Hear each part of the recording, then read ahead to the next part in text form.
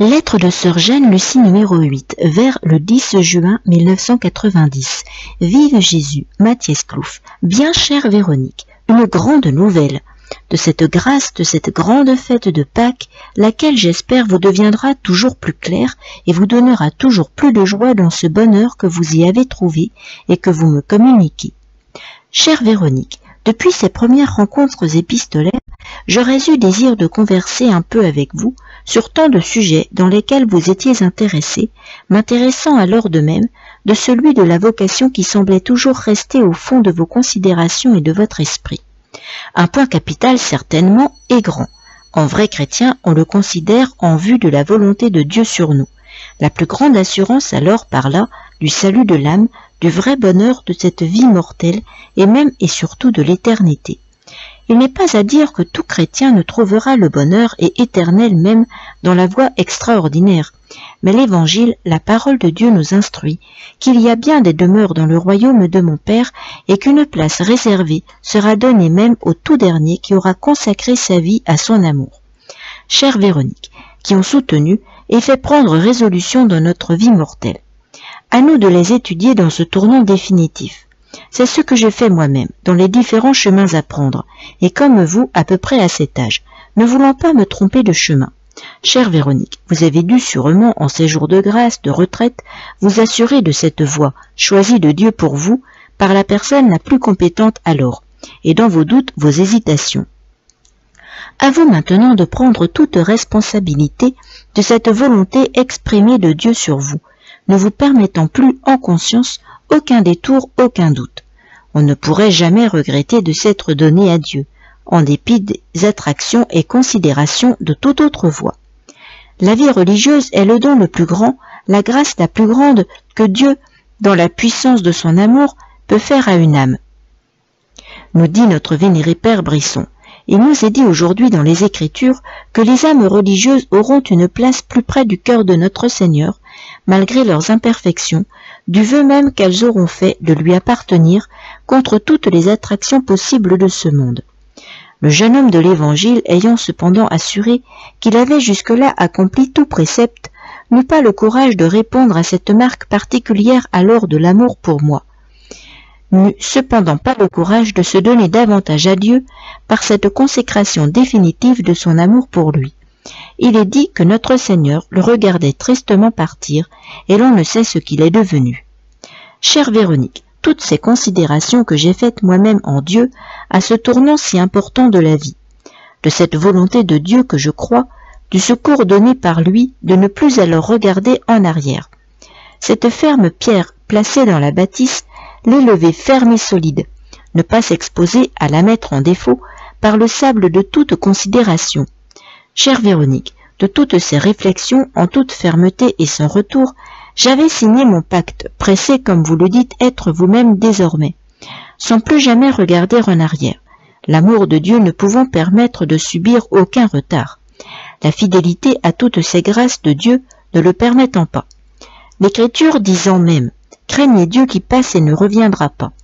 Alors, à ce désir, d'un Père qui m'était plus cher que tout sur terre, cependant, quoique me donnant généreusement et même avec amour, consentement, me suggérait d'attendre au moins la fin de la guerre 14-18, afin de jouir même du bonheur de la réunion de famille quelque temps.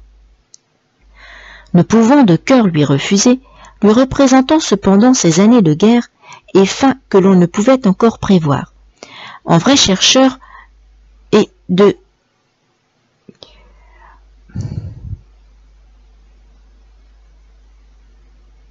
en cet amour de Dieu que j'avais toujours admiré en lui, il me donnait alors son consentement, ne voulant pas de ce dernier doute se sentir lui-même responsable de ces années, peut-être, dans le service de Dieu.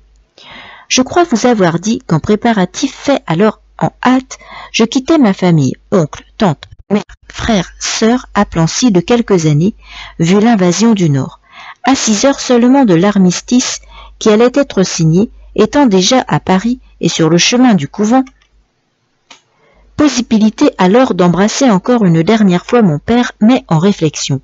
Craignez Dieu qui ne reviendra peut-être pas, dans bien des obstacles imprévus certainement, mais qui pouvaient arriver. Craignons Dieu des conséquences qui peut-être surviendraient.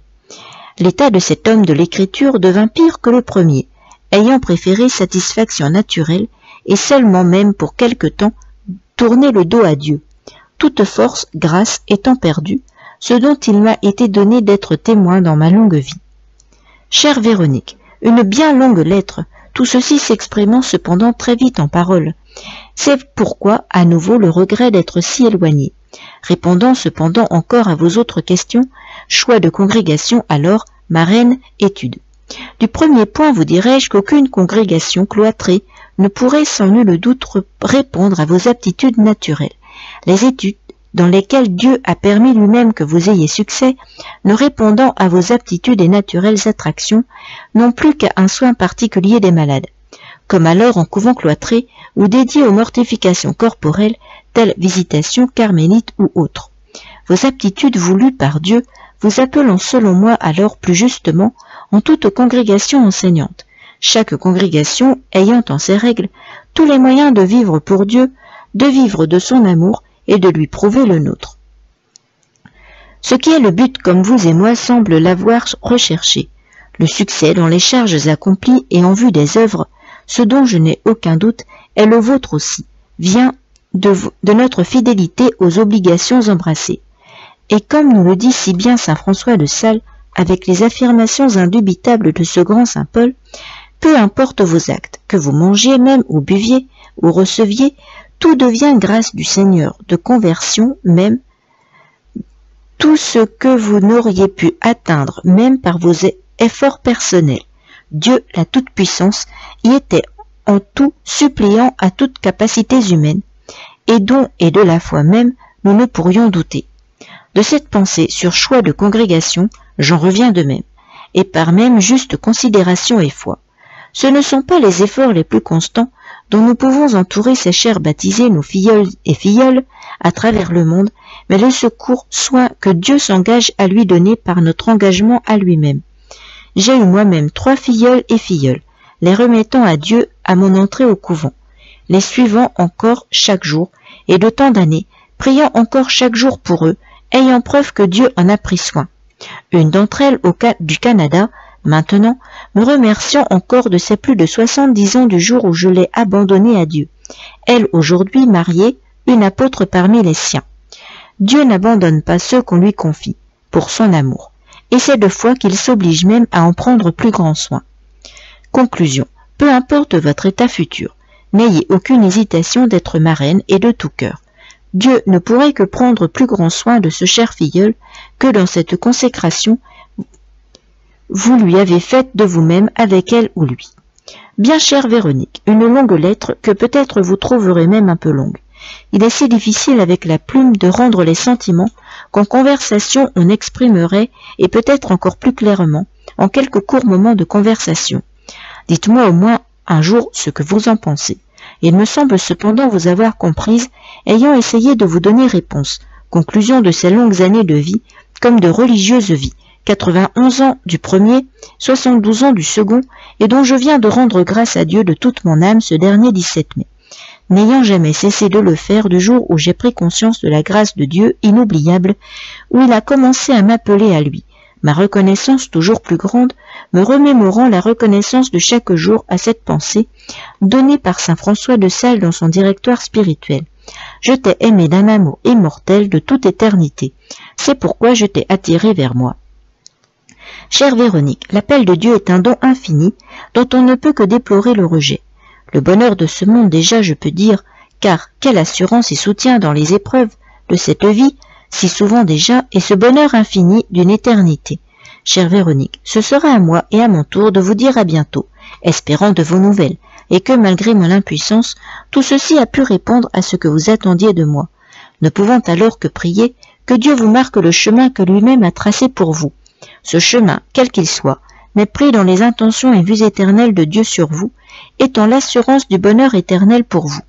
Priant chaque jour pour vous, déjà je redoublerai mes prières, m'en remettant à Dieu pour chaque âme, mais en espérant que pour chacune, fidélité et courage et amour dans le chemin, peu importe lequel il lui a tracé. Chère Véronique, plus que la place que de vous embrasser de tout cœur, dans la croyance de la plus sincère affection, et de celle d'une vraie sœur en Dieu, sœur Jeanne Lucie.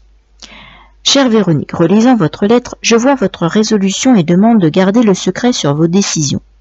Une sage résolution, car il est aussi de foi que l'ennemi de tout bien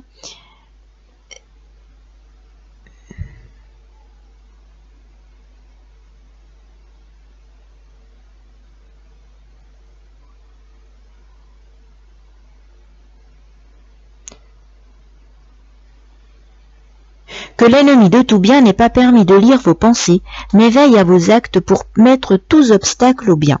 Ce silence secret était ce que j'avais alors fait aussi de ce même temps, pensant alors étonner tout mon entourage, apprenant ma résolution, mais étonné moi-même de ce que tous l'attendaient.